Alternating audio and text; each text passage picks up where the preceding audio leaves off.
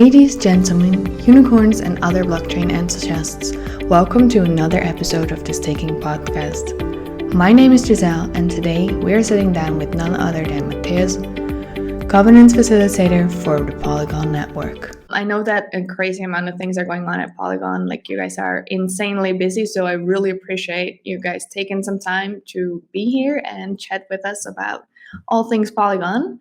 Matt, welcome. And so I think before we get started with anything else, could you please introduce yourself and your role at Polygon? Hello, everyone. Thanks for tuning in. My name is Mateusz, or Matt, and I first stumbled upon blockchain in 2014 and have since been involved with multiple projects in the space, including Dapper Labs, Flow, MakerDAO, and I have now joined Polygon 3 months ago. So my role title at Polygon is governance facilitator, which may sound a bit mysterious to our listeners. So essentially, I oversee all of Polygon's governance-related efforts and kind of our strive towards increasing decentralization across our products. I sometimes joke when describing my role to non-crypto people that if I do my job well in the long run, I might be very well making myself unemployed. A great advertorial for your own job. So you've only been with Polygon for 3 months. How have you experienced it so far?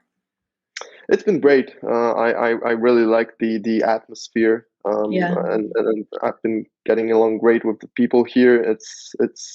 It's an amazing project, really. It has so much depth. You can't really describe it in a single podcast. Yeah. Well, and they know how to get you started properly, introducing you and putting you on a podcast this fast. So that's cool, but thanks so much for being here. It's my pleasure. So, like I said earlier, this podcast is for everyone that's interested in blockchain. So also people that are completely new to the space. So I was wondering, for someone that doesn't know a lot about blockchain and about Polygon, can you tell us a little bit about, your network and everything behind it? Yeah. So I guess Polygon started with the idea that Ethereum, which is the largest platform for smart contracts, needs help to become a truly scalable solution that is ready for mass adoption. Those problems include low throughput, high transaction fees, and in general scalability. And so what Polygon proposes as a solution to those challenges is an internet of blockchains, which is like a scalable framework for the creation of a multi-chain Ethereum, ecosystem. And that's a lot of nice buzzwords, but it's what we're doing and it's what we're trying to achieve. Awesome. Yeah, definitely a lot of buzzwords, but I reckon that's kind of what blockchain is all about, right? We all like to use a lot of special words. Yeah, unfortunately, you need to have a glossary of the lingo before you truly dive deeper. Yeah, well, I mean, I think we all can get started, and Google is our best friend when we just enter the space, right? We just find a YouTube video that helps. It's all possible. Exactly. That's how I started. Yeah, me too. Exactly. That's how we kind of jump in, and you're just reading one article, and then you're reading 4 buzzwords, and you're like, huh? What does this mean? And 4 hours later, you're still reading, right? So yeah. Talking about buzzwords, I know that Polygon is a layer 2 solution for proof of stake. And can you tell me what layer 2 solutions mean and what Polygon, makes Polygon special from any other layer 2 solutions? Because I know that there's quite a lot out there. Yeah, so in general, a layer 2 is just as it sounds. It's building on top of something. In this case, it's building on top of Ethereum. And so when thinking about Polygon, one needs to think about the wide array of products that make it unique. And so the teams behind Polygon POS Chain, Maiden, Polygon Zero, Hermes, Nightfall, and Polygon Avail are all kind of hard at work to approach Ethereum's problems from various perspectives. And that translates eventually into innovative solutions, which hopefully will shape the future of how we think about blockchains. And when it comes to the proof of stake chain specifically, it is currently the largest layer 2 scaling solution for Ethereum in the world. And as such, it enjoys, the most vibrant ecosystem of both developers and users, which most certainly makes it stand out from the crowd. And this kind of symbiosis between developers and users creates the perfect environment for adoption of the technology, and is what I believe the main drive behind the chain's success. All right. Well, that sounds like a solid answer. Thank you. Definitely. Great one. So, let's continue. Let's dive a little bit into your expertise, governance, and decentralization, of course. So tell me what it is Polygon doing to achieve a higher level of transparency, decentralization, and of course, how does governance work exactly? Yeah, thank you. This is exactly my area of expertise. So I'm glad I get a chance to talk about this. And so maybe let's start by saying that decentralization is a very tricky animal. It tends to lure you in by promises of innovation and the lack of central authority. But we've seen tens of projects sink because they lack the efficiency and direction that top to bottom decision making tends to provide. On the other hand, we believe that the idea of decentralization and decentralized governance plays directly into kind of like the wider ethos of blockchain technology, kind of why we're all here, which is also aimed at counteracting the culture, the corporate culture that has led to the monopolization of the internet, among other things. And so, having considered all of those, Polygon's aim is to gradually increase the decentralization of its products as they reach maturity and a product market fit. What does it mean in practice? Well, we've recently started focusing our attention on building a decentralized governance community. The first step being the Polygon ecosystem DAO. We've also reached out to prominent projects within the Polygon ecosystem, seeking to establish sort of like a DApps council within the DAO, which will take a heavy part in further growing the space. On other fronts of decentralization, we're currently looking into ways of making the proof of stake system more permissionless by enabling or finding a way for new validators to take part in the consensus algorithm. Yeah. All right, sounds good. And so, if I might ask you, since this is your area of expertise, for you, what is the biggest standout in terms of compared to other proof of stake networks, like the governance of Polygon? What stands out the most? Like, if you had to name only one thing.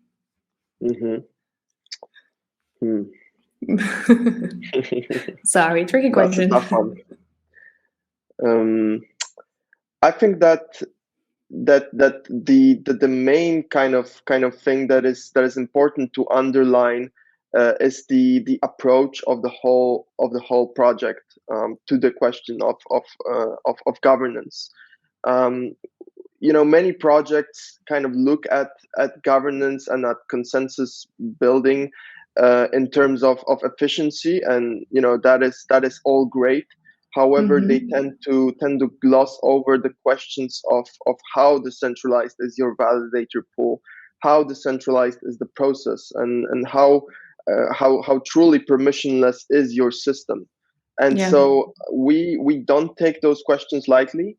We consider them carefully when designing our system, and that's what we plan to do in the future. And I think that's what sets us apart. Yeah. All right. Well, that sounds really good. So I'm excited to see how that's going to work out. Okay, so let's continue. with the next question. So, how would you recommend a new blockchain user to get started on Mm. Polygon? Well, I believe that each user's journey will be different, depending on what their motivations are. And so you need to answer yourself.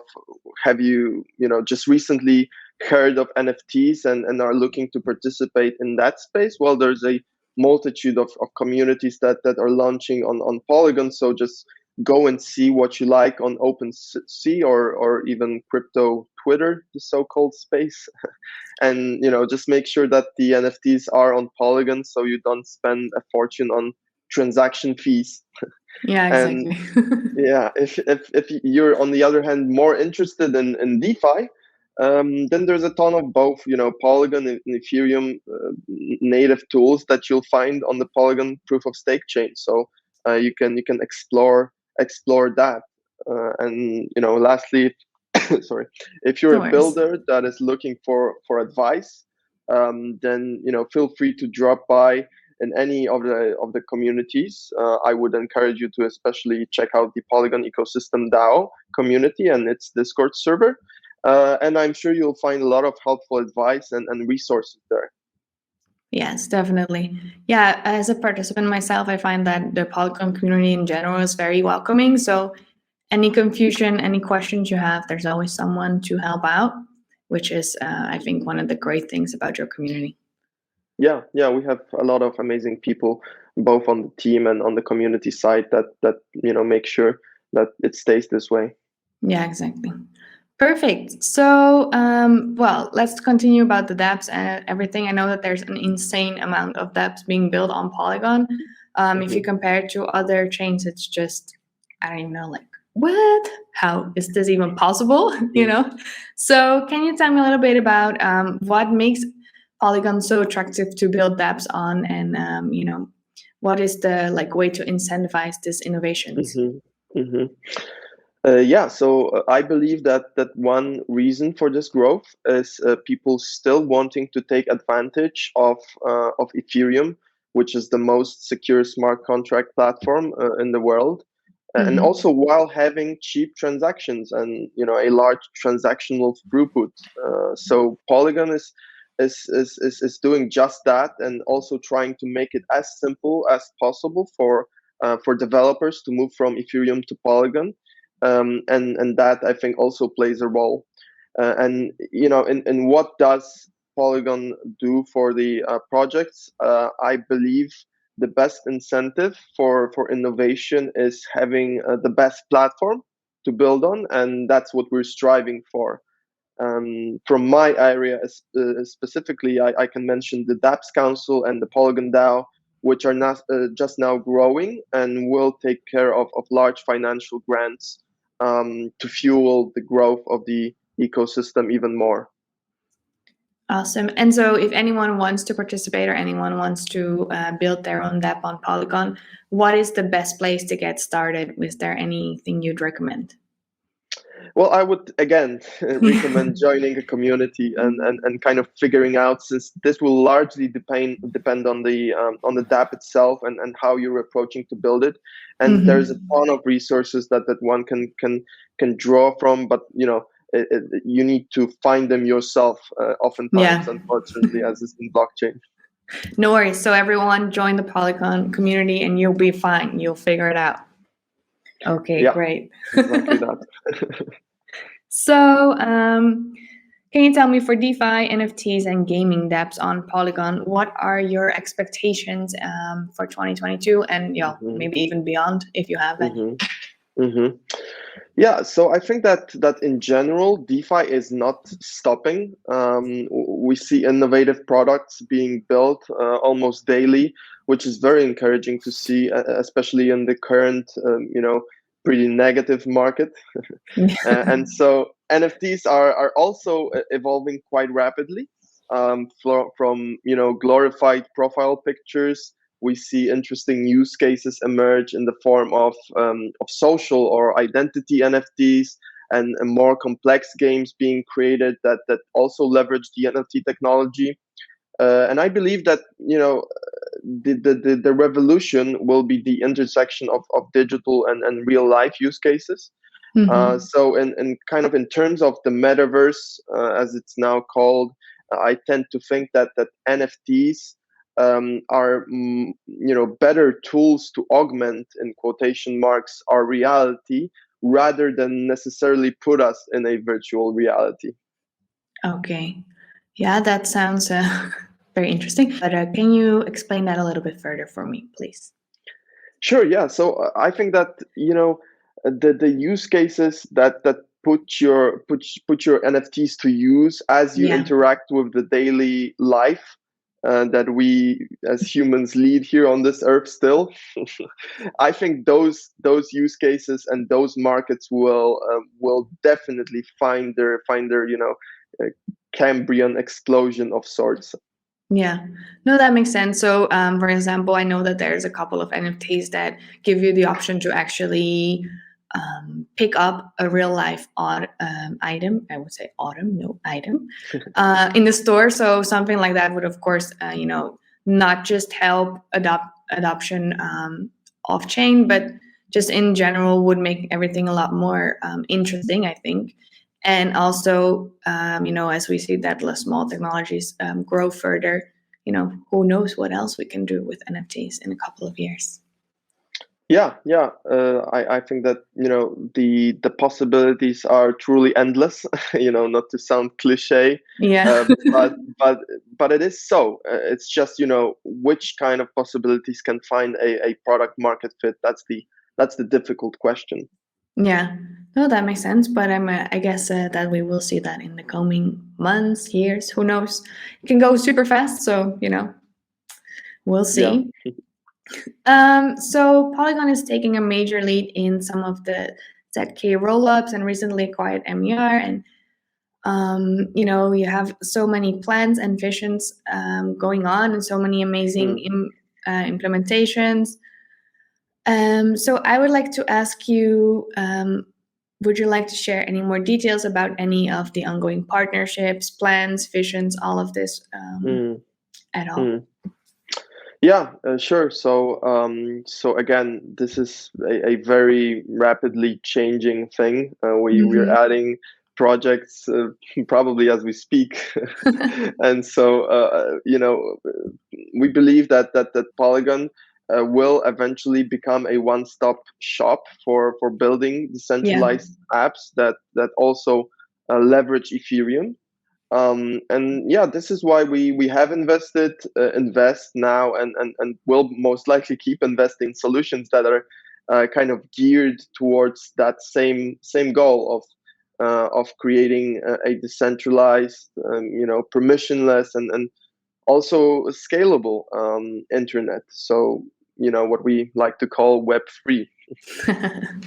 Yes, the buzzword of the moment, I suppose. Next to NFTs, that's kind of like all everyone's talking about. But that's Yes. definitely where the future is at. So we're going in the right direction. So before we kind of end this little chat, is there anything that you would like to just tell me? Anything that we missed? Anything going on in the upcoming weeks that you would like us to check out? Yeah, so I think I have one plug, which is from my particular domain, and that is namely for all updates regarding decentralization, kind of our approach to the concept, the value proposition of decentralization and decentralized governance within Polygon. So updates on that. We've recently launched a state of governance post series that I would encourage our listeners to go check out. It's on our blog. It should be very easy to find. And so, if you want to dive deeper into what we are proposing and what kind of our thinking is towards it, then please go check it out. Please read it through and see whether you agree, whether you disagree. And communicate it to us in our communities. Awesome. Okay. Well, thank you so much. We're definitely going to check that out. I will make sure to leave the link actually down in the description so that anyone wants to check it out, just click on it below. Thank you very much, Matt, for joining. Thank you very much, Giselle. It's been a pleasure.